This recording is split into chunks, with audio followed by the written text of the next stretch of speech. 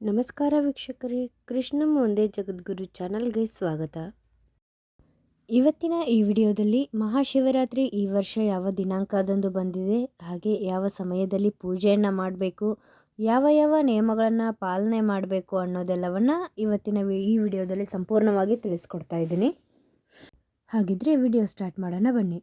ಮಹಾಶಿವರಾತ್ರಿಯು ಶಿವನಿಗೆ ಅರ್ಪಿತವಾಗಿರುವಂತಹ ಪ್ರಮುಖವಾದಂತಹ ಹಬ್ಬ. ಈ ಮಹಾಶಿವರಾತ್ರಿ ದಿವಸವೇ ಶಿವನಿಗೂ ಹಾಗೂ ಪಾರ್ವತಿಗೂ ಮದುವೆ ಆಯಿತು ಅಂತಲೂ ಕೂಡ ಹೇಳ್ತಾರೆ.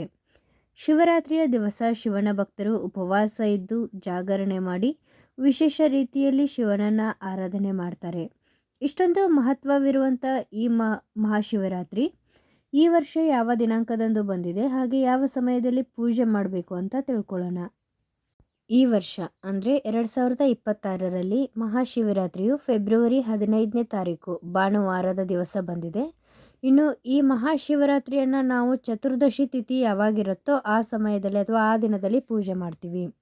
ಇನ್ನು ಚತುರ್ದಶಿ ತಿಥಿಯನ್ನು ನೋಡಿಕೊಂಡು ಕೆಲವೊಬ್ಬರು 15ನೇ ತಾರೀಕು ಆಚರಣೆ ಮಾಡಬೇಕಾ ಅಥವಾ 16ನೇ ತಾರೀಕು ಆಚರಣೆ ಮಾಡಬೇಕಾ ಅಂತ ಕೇಳ್ತಾ ಇರ್ತಾರೆ. ಮೊದಲಿಗೆ ಚತುರ್ದಶಿ ತಿಥಿ ಯಾವಾಗ ಆರಂಭವಾಗಿ ಯಾವಾಗ ಅಂತ್ಯವಾಗುತ್ತೆ ಅಂತ ತಿಳ್ಕೊಳ್ಳೋಣ.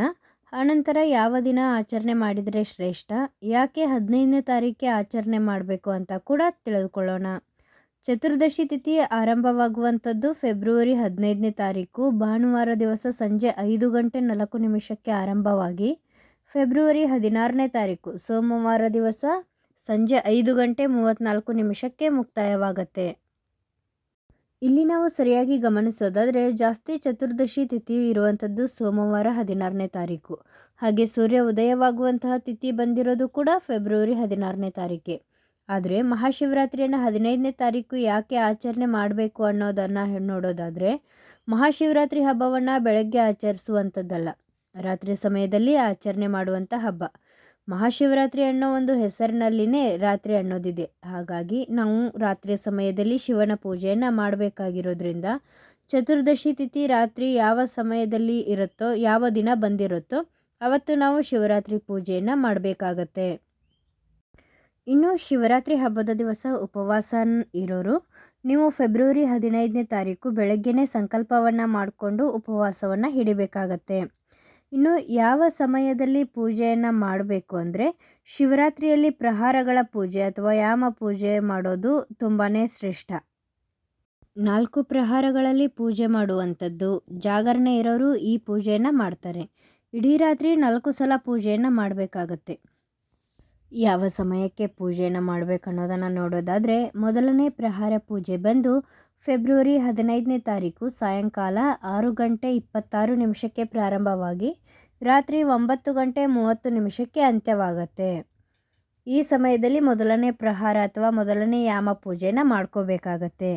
ಇನ್ನು ಎರಡನೇ ಪ್ರಹಾರ ರಾತ್ರಿ 9:30 ಪ್ರಾರಂಭವಾಗಿ 12:34 ಮುಕ್ತಾಯವಾಗುತ್ತೆ. ಇನ್ನು ಮೂರನೇ ಪ್ರಹಾರ ಪೂಜೆ 12:34 ಬೆಳಗಿನ ಜಾವ 3:38 ಇರುತ್ತೆ. ಇನ್ನು ನಾಲ್ಕನೆಯ ಅಥವಾ ಕೊನೆಯ ಪ್ರಹಾರ ಅಥವಾ ಯಾಮ ಪೂಜೆ ಬೆಳಗಿನ ಜಾವ 3:36 6:42 ಇರುತ್ತೆ. ಪ್ರಹಾರದ ಪೂಜೆಯನ್ನು ಮಾಡೋರು ಈ ಸಮಯದಲ್ಲಿ ಪೂಜೆಯನ್ನು ಮಾಡಿದರೆ ತುಂಬಾ ಒಳ್ಳೆಯದು. ಇನ್ನು ನಾವು ಜಾಗರಣೆ ಮಾಡಲ್ಲ, ಸರಳವಾಗಿ ಮನೆಯಲ್ಲೇ ಶಿವ ಪೂಜೆಯನ್ನು ಮಾಡ್ತೀವಿ ಅನ್ನೋರು ಫೆಬ್ರವರಿ 15ನೇ ತಾರೀಕು ನೀವು ಸ್ನಾನ ಮಾಡಿ ಸಂಕಲ್ಪ ಮಾಡ್ತಿರಲ್ಲ ಉಪವಾಸ ಇರಬೇಕು ಅಂತ, ಅವಾಗೇ ನೀವು ಪೂಜೆಯನ್ನು ಮಾಡಬಹುದು.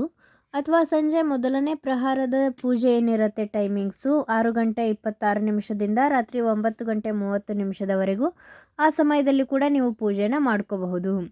ಇನ್ನು ಉಪವಾಸವನ್ನೆಲ್ಲ ಅಂತ್ಯಗೊಳಿಸಿ ಮಾರನೇ ದಿವಸ ಕೂಡ ನೀವು ಪೂಜೆಯನ್ನು ಮಾಡಬೇಕಾಗತ್ತೆ. ಫೆಬ್ರವರಿ 16ನೇ ತಾರೀಕು ಬೆಳಗ್ಗೆ ಬ್ರಾಹ್ಮಿ ಮುಹೂರ್ತದಲ್ಲಿ ನೀವು ಸ್ನಾನವನ್ನು ಮಾಡಿಕೊಂಡು ಪೂಜೆಯನ್ನು ನೆರವೇರಿಸಿ ಅನಂತರ ನಿಮ್ಮ ಉಪವಾಸವನ್ನು ಅಂತ್ಯಗೊಳಿಸಬೇಕಾಗತ್ತೆ.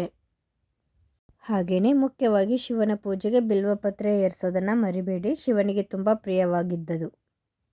ನೋಡಿದ್ರಲ್ಲ ವೀಕ್ಷಕರೇ, ಇವತ್ತಿನ ಈ ವಿಡಿಯೋದಲ್ಲಿ ಯಾವ ದಿನಾಂಕದಂದು ಮಹಾಶಿವರಾತ್ರಿ ಆಚರಣೆ ಮಾಡಬೇಕು, ಉಪವಾಸ ಯಾವ ರೀತಿ ಮಾಡಬೇಕು, ಉಪವಾಸದ ಸಂಕಲ್ಪ ಹೇಗೆ, ಪೂಜೆಯನ್ನು ಯಾವ ಟೈಮಿಂಗ್ಸಲ್ಲಿ ಮಾಡಬೇಕು ಅನ್ನೋದನ್ನು ಸಂಪೂರ್ಣವಾಗಿ ತಿಳಿಸ್ಕೊಟ್ಟಿದ್ದೀನಿ. ಈ ಮಾಹಿತಿಗಳು ನಿಮಗೆ ಇಷ್ಟ ಆಗಿದ್ದರೆ ನಮ್ಮ ಚಾನಲ್ನ ಲೈಕ್ ಮಾಡಿ, ನಿಮ್ಮ ಫ್ಯಾಮಿಲಿ ಫ್ರೆಂಡ್ಸ್ಗೂ ಶೇರ್ ಮಾಡಿ, ಹಾಗೆ ಸಬ್ಸ್ಕ್ರೈಬ್ ಮಾಡ್ಕೊಳ್ಳಿ. ಪಕ್ಕದಲ್ಲಿ ಕಾಣುವಂಥ ಬೆಲ್ ಐಕಾನ್ನ ಪ್ರೆಸ್ ಮಾಡಿ. ನಾನು ಸಿಗ್ತೀನಿ ಮುಂದಿನ ವಿಡಿಯೋದಲ್ಲಿ.